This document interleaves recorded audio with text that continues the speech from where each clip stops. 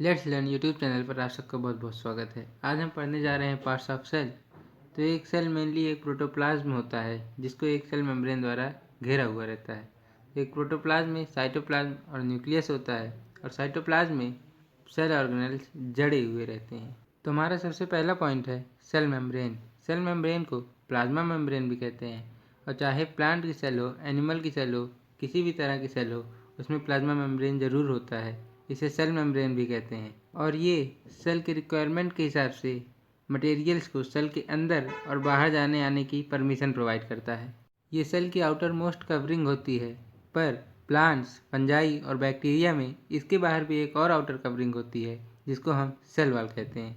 Cell wall plant cell को rigidity provide करती है और आसपास के एनवायरनमेंट से प्रोटेक्शन प्रोवाइड करती है और ये सेल को एक डेफिनेट शेप देने में भी हेल्प करती है और इसीलिए प्लांट की सेल एक शेप में होती हैं जबकि एनिमल की सेल में बहुत सारी वेरिएशंस देखने को मिलती हैं। जैसा कि हम जानते हैं एक सेल मेनली एक प्रोटोप्लाज्म होता है जो साइटोप्लाज्म और न्यूक्लियस से मिलने से बना होता है। तो आइए इनके बारे में पढ़ते हैं। तो साइटोप्लाज्म वो हिस्सा होता है जो सेल मेम्ब्रेन के अंदर और न्यूक्लियर मेम्ब्रेन के बाहर होता है। Cytoplasm as a ground substance act करता है जो कि carbohydrate, protein, fat, mineral, vitamin और पानी से मिलकर बना होता है और सेल के जितने भी ऑर्गेनल्स हैं वो सब साइटोप्लाज्म में ही पाए जाते हैं। न्यूक्लियस सेल का वो पार्ट है जो न्यूक्लियर मेम्ब्रेन के अंदर होता है।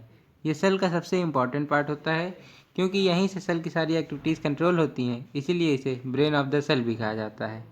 ये एनिमल सेल में एकदम सेंटर में होता है जबकि प्लांट सेल में वैक्यूल की वजह से ये किनारे स्थित रहता है। और न्यूक्लियस के प्रोटोप्लाज्म को न्यूक्लियोप्लाज्म कहते हैं और इसके अंदर एक थ्रेड लाइट नेटवर्क भी होता है जिसे हम क्रोमैटिन कहते हैं।